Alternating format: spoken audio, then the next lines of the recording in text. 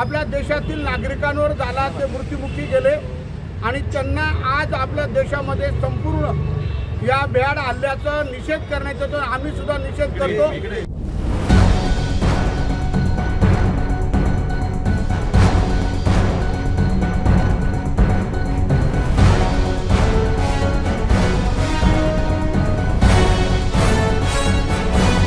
जम्मू काश्मीरच्या पहलगाममध्ये दहशतवाद्यांनी पर्यटकांवर भ्याड हल्ला केला।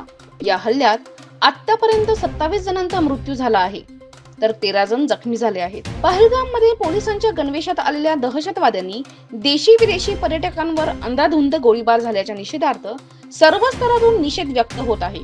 नाशिक मनसेच्या वतीने देखील या घटनेच्या निषेधार्थ मनसे राजगड कार्यालय येथे पाकिस्तानचा झेंडा जाळून तीव्र शब्दात निषेध नोंदवला आहे। मनसेचे महाराष्ट्र प्रदेश सरचिटणीस दिनकर पाटील, प्रदेश उपाध्यक्ष सलीम मामा शेख, जिल्हाध्यक्ष अंकुश पवार, शहराध्यक्ष सुदाम कोंबडे, महिला अध्यक्ष सुजाता डेरे यांच्या प्रमुख उपस्थितीत झालेल्या आंदोलनात पाकिस्तानच्या विरोधात घोषणाबाजी करत पाकिस्तानचे राष्ट्रपती यांच्या फोटोला जोडे मारत पाकिस्तानच्या झेंड्याला जाळून निषेध नोंदवण्यात आला।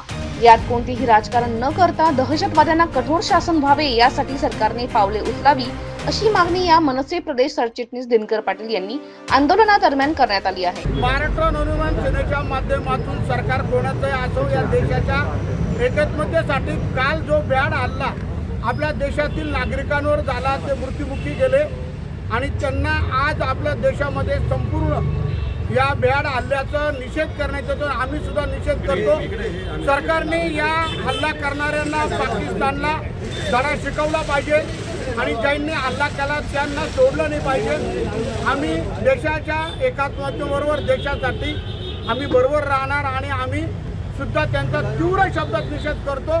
असं पुन्हा घडणार नाही। 25 वर्षांनंतर एवढा मोठा भ्याड हल्ला आपल्या देशावर झालेला आहे, हा पुन्हा होऊ नये यासाठी सरकारने कठोर पावलं उचलून हल्ला करणाऱ्यांवर कठोर कारवाई केली पाहिजे। त्यांना सुद्धा अशाच प्रकारे मारलं गेलं पाहिजे।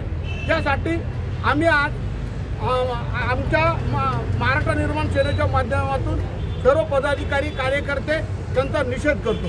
या आंदोलनाप्रसंगी मनसेचे सत्यम खंडाळे, सचिन सिंहा, मिलिंद कांबळे, विजय अहिरे, बंटी लबडे, विशाल भावले, वैभव रौंदळ, अर्चना जाधव, आरती खिराडकर, ज्योती शिंदे आदींसह मनसे पदाधिकारी कार्यकर्ते मोठ्या संख्येने उपस्थित होते।